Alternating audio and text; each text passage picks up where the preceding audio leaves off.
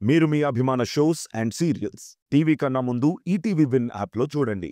Download and subscribe to ETV win app. 99 రూపాయలు మాత్రమే.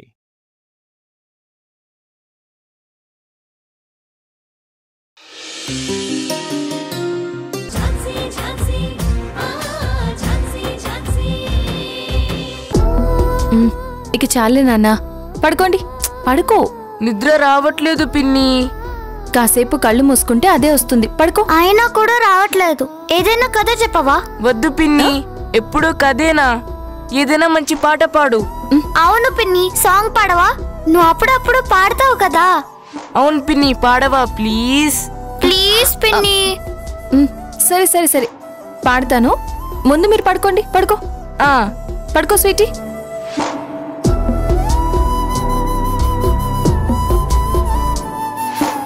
ఇప్పుడు పాడు పిన్ని.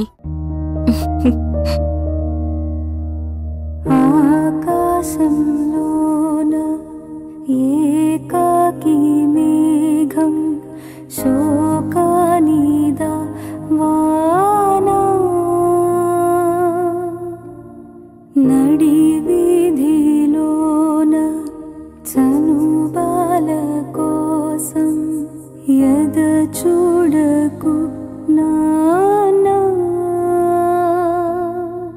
తన పేగే తన తోడై తన కుంగే నీడై అరచేతి తలరాత ఎవరు చెరిపారో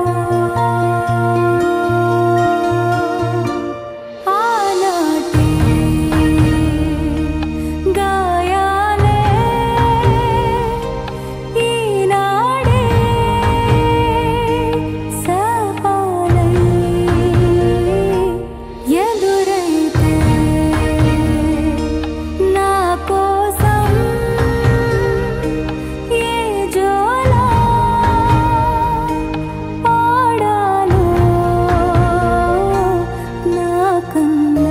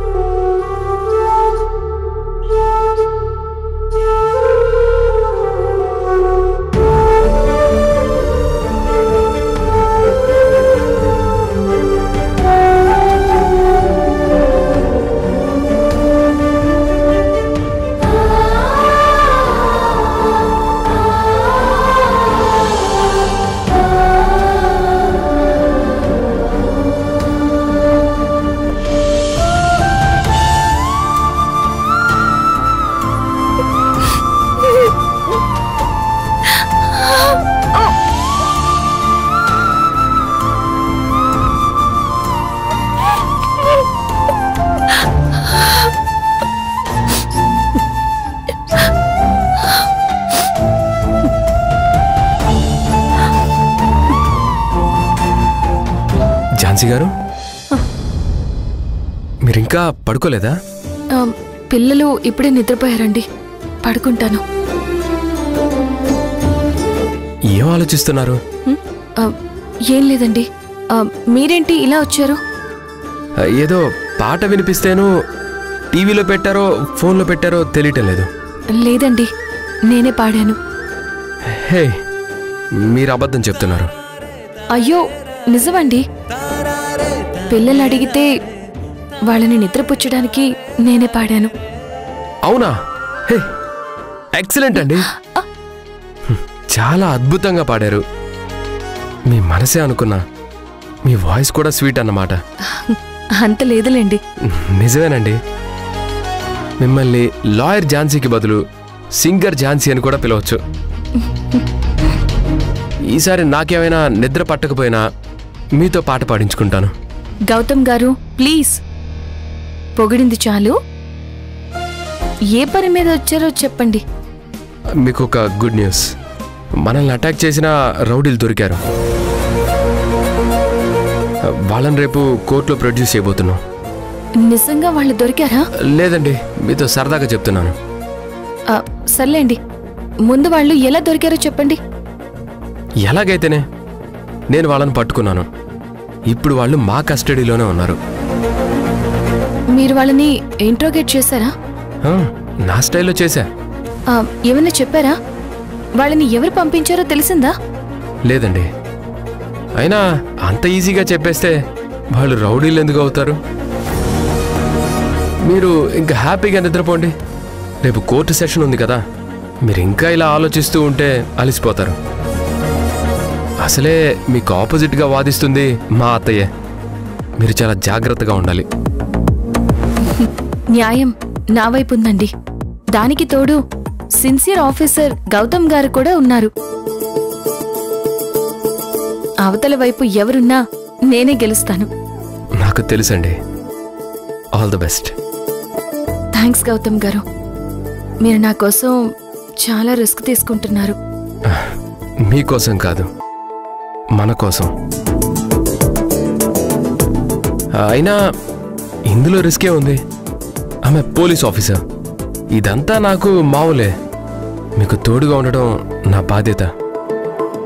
అయినా నేనేదో పరాయివాడిని అయినట్టు రిస్క్ అది ఇది అంటారేంటి? మీరెవరు? మా అన్నయ్యకి మరదలు అంటే నాకు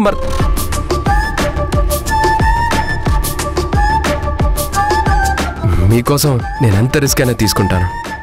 మీరు హ్యాపీగా ఉంటే నాకు అదే చాలు.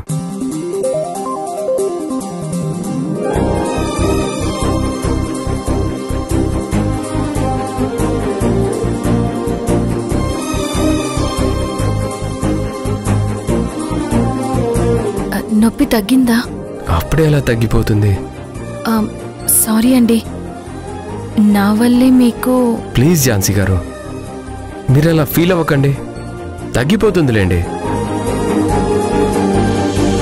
ఇదిగో, మీరు నా చెయ్యలా పట్టుకున్నారో లేదో కొంచెం నొప్పి తగ్గిపోయింది. మీ చేతిలో ఏదో మ్యాజిక్ ఉంది. ఊరుకోండి, నిజంగా మ్యాజిక్ ఉంటే గాయం అయినప్పుడే మాన్పించేదాన్ని.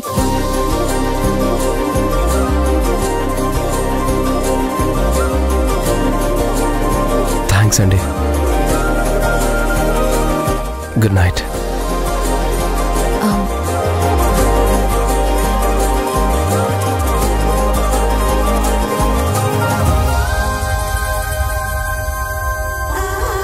ఏంటి?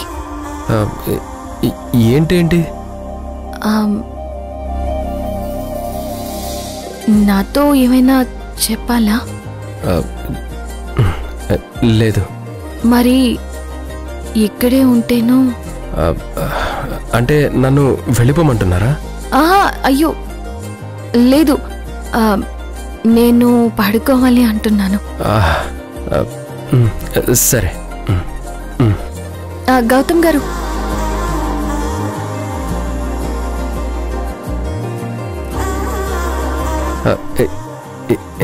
ఏంటండి, నాతో ఏదైనా చెప్పాలనుకుంటున్నారా?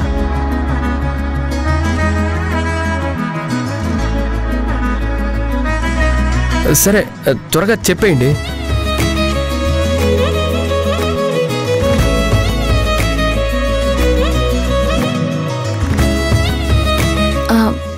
Good night. మీరు చెప్పాలనుకుంటున్నది ఇదే? అవును, మీరేమనుకున్నారు? ఏదైతే ఏంటండి, మనం ఎన్నో అనుకుంటాం. అన్నీ జరిగిపోతాయా ఏంటి? వెయిట్ చేయాలి కదా. దేనికోసం వెయిట్ చేయాలి? చెప్తాను, కానీ ఇప్పుడు కాదు. టైం వచ్చినప్పుడు తప్పకుండా చెప్తాను.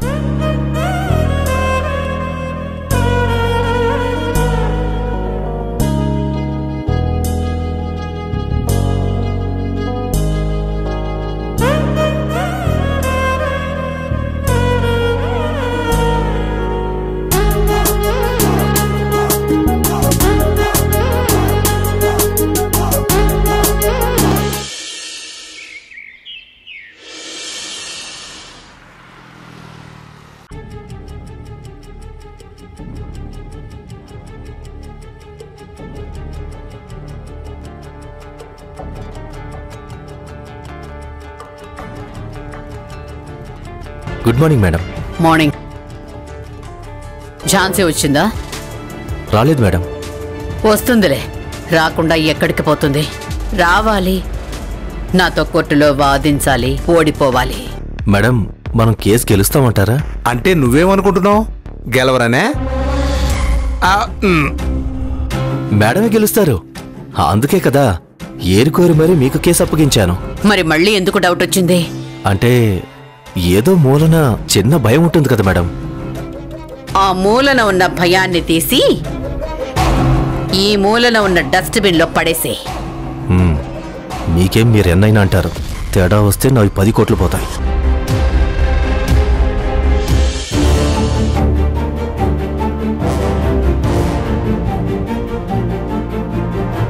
మేడం ఝాన్సీ వస్తుంది.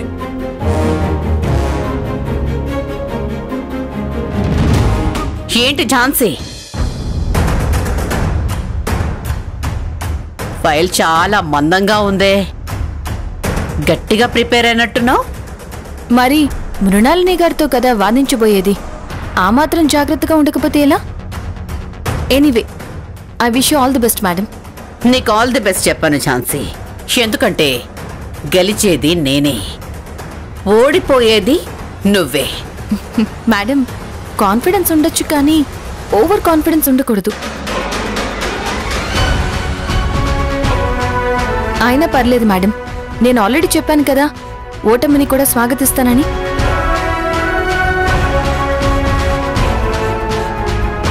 కానీ ఈ కేసు మాత్రం నేను ఓడిపోను మేడం, ఎట్టి పరిస్థితుల్లోనూ ఓడిపోను.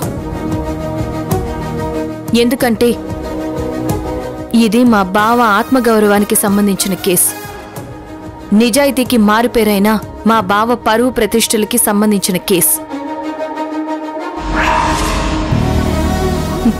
స్నేహం పేరుతో నమ్మక ద్రోహం చేసిన నీచులకి చెంప చెళ్ళు మరిపించేలా ఈ కేసు రాబోతోంది.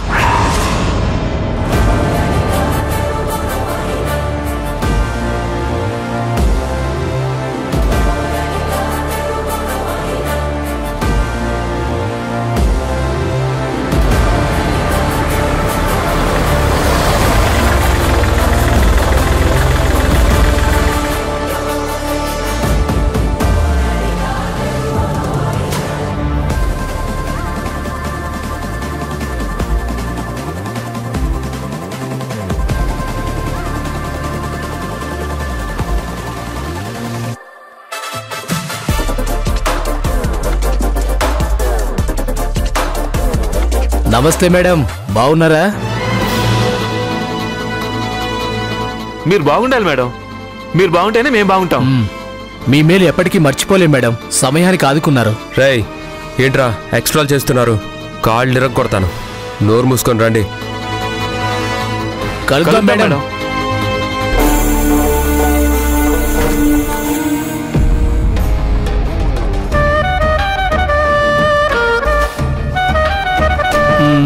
Section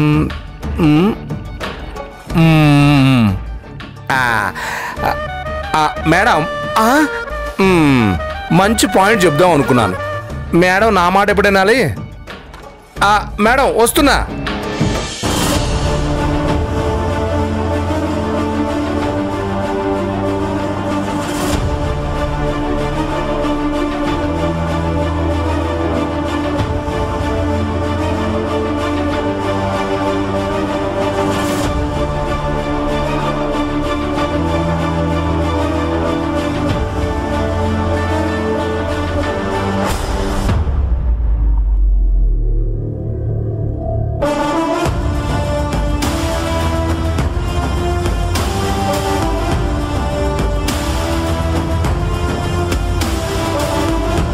Yes, proceed.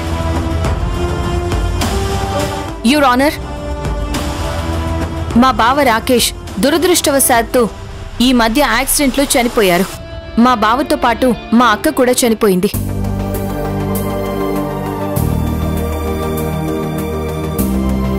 మా బావ రాకేష్, వినోద్ ఇద్దరు close friends and business partners. ఇద్దరు కలిసి ఒక పెద్ద ప్రాజెక్ట్ కోసం వర్క్ చేశారు. ఆ ప్రాజెక్ట్ సక్సెస్ అయింది. ఆ ప్రాజెక్ట్లో మా బావకి తన వాటా 10 కోట్లు రావాలి. కానీ వినోద్ మాత్రం ఆ 10 కోట్లు ఇవ్వడం లేదు. అసలు మా బావకి ఆ ప్రాజెక్ట్కి సంబంధం లేదు అని అంటున్నాడు.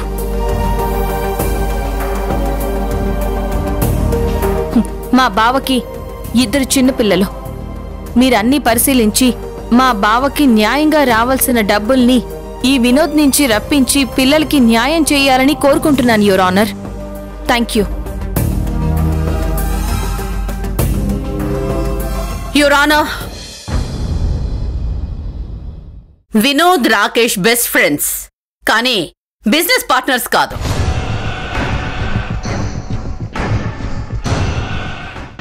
రాకేష్ వినోద్ కంపెనీలో ఒక చిన్న ఎంప్లాయీ మాత్రమే. బిజినెస్ లో నా క్లయింట్ వినోద్ కి మంచి ట్రాక్ రికార్డ్ ఉంది. రాకేష్ లేడు కాబట్టి నా క్లయింట్ మీద తప్పుడు కేసు పెట్టి డబ్బులు వసూలు చేయాలని లాయర్ ఝాన్సీ గారు చూస్తున్నారు. ఆ అవసరం తనకేంటి? తనకే ఉంది మై లార్డ్. ఎందుకంటే రాకేష్ పిల్లలు సోమేశ్వరరావు గారి ఇంటి వారసులుగా వాళ్ళకి రావాల్సిన వాటా వస్తుంది. ఆ లెక్కన చూస్తే ఈ 10 కోట్లు అనేది చాలా చిన్న విషయం. అసలు ఇలా డబ్బు కోసం కోర్టు మెట్లెక్కాల్సిన అవసరం కూడా లేదు. అందుకే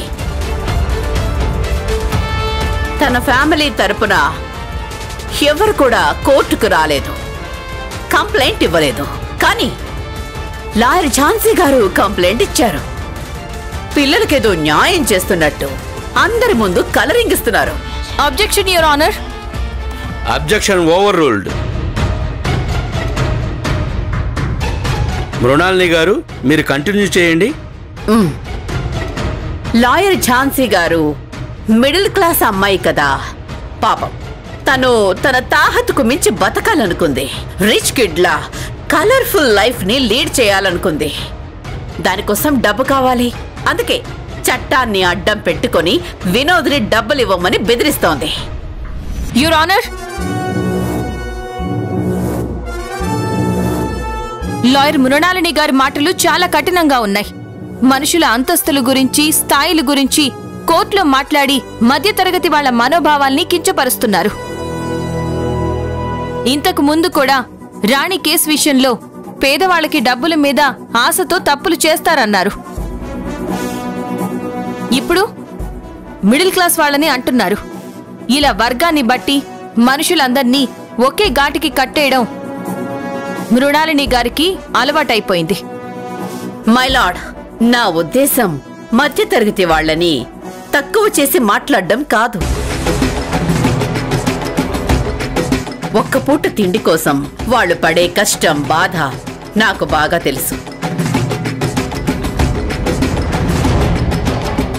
కానీ ఈ ఝాన్సీ గారు మాత్రం అలా కాదు.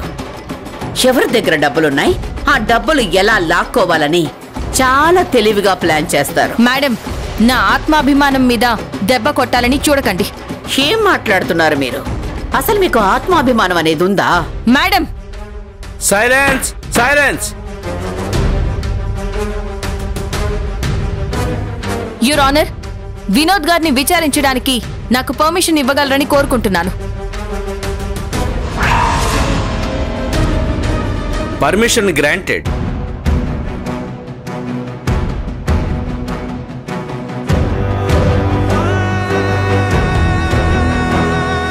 మా బావ ఎంప్లాయీగా మీ కంపెనీలో ఎప్పుడు జాయిన్ అయ్యారు? సుమారు ఒక 5 సంవత్సరాల క్రితం. మీరు ఇప్పటి వరకు ఎన్ని ప్రాజెక్ట్స్ చేశారు? చాలా ప్రాజెక్ట్స్ చేశాం. సరే, మిమ్మల్ని ఒకే ఒక్క ప్రశ్న అడుగుతున్నాను. నిజాయితీగా నిజం చెప్పండి.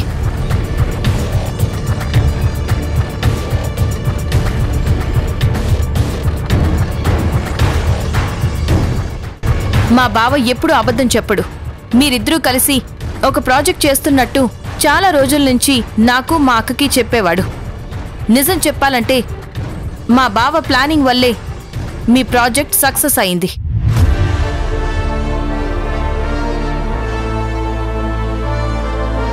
అవునా కాదా? కాదు మై లార్డ్, ఝాన్సీ గారు అబద్ధం చెప్తున్నారు. అది నా కష్టార్జితం. నేను రాత్రింబవళ్లు కష్టపడి ఆ ప్రాజెక్ట్ పూర్తి చేశాను. నో,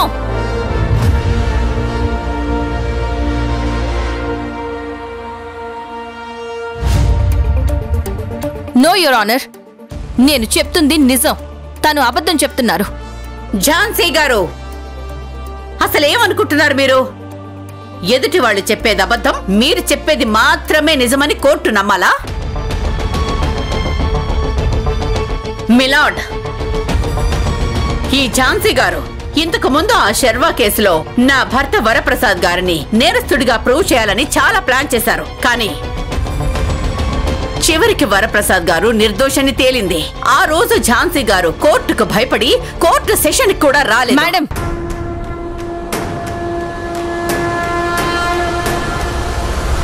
ఆ రోజు నేనున్న సిచ్యువేషన్లో రాలేకపోయాను, అంతేకాని భయపడి కాదు యువర్ ఆనర్. సరే, వినోద్ గారు చెప్పింది నిజమే అయితే నేను అతనికి కోర్టు నోటీస్ పంపించిన రోజే రౌడీలతో నాపై ఎందుకు అటాక్ చేయించారు?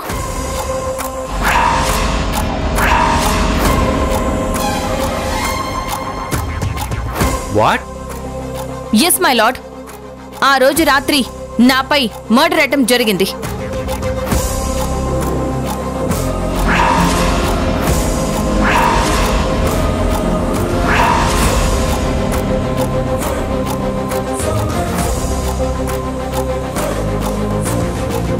ఝాన్సీ గారి మీద అటాక్ చేశారా? అవును మేడం, అటాక్ చేశాం. మీరే చేశారా లేదంటే ఎవరైనా మీ చేత చేయించారా?